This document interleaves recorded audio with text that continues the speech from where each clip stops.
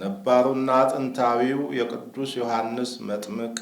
ገድል እንደተጠበቀ ሆኖ ገድለ መጥምቀ መለኮት ቅዱስ ዮሐንስ በሚል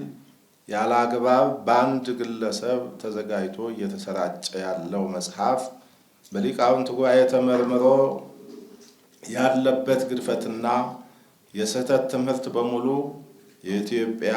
ኦርቶዶክስ ተዋሕዶ ቤተክርስቲያንን አስተምህሮ የማይወክል ሆኖ በመገኘቱ ተወግዟል። በውስጡ የያዛቸውም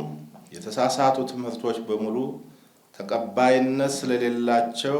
መጽሐፉ ለጥናትና ምርምርም ሆነ ለማጣቀሻ አገልግሎት እንዳይውል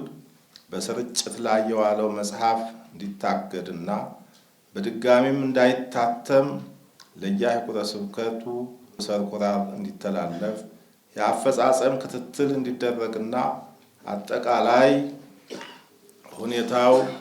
በሊቃውንት ጉባኤ በኩል በሚዲያ እንዲገለጽ የአስተምህሮ ስህተትን በማካተት አሳትመው ያሰራጩት ግለሰብ በቋሚ ሲኖዶስ ተጠርተው እንዲጠየቁና የፈጸሙትን ስህተት አውቀው ወደፊት ተመሳሳይ ስህተት እንዳይፈጽሙ ጥብቅ መመሪያ እንዲሰጣቸው መጽሐፉ እንዲመረመር ያደረገው የደብረ ሊባኖስ አንድነት ገዳምና የገዳሙ የቅኔ መምህር መጋቤ ምስጢር አባ ክንፈ ሚካኤል ወልደ ገብርኤል የምስጋና ደብዳቤ እንዲጻፍላቸው ቅዱስ ሲኖዶስ ወስኗል።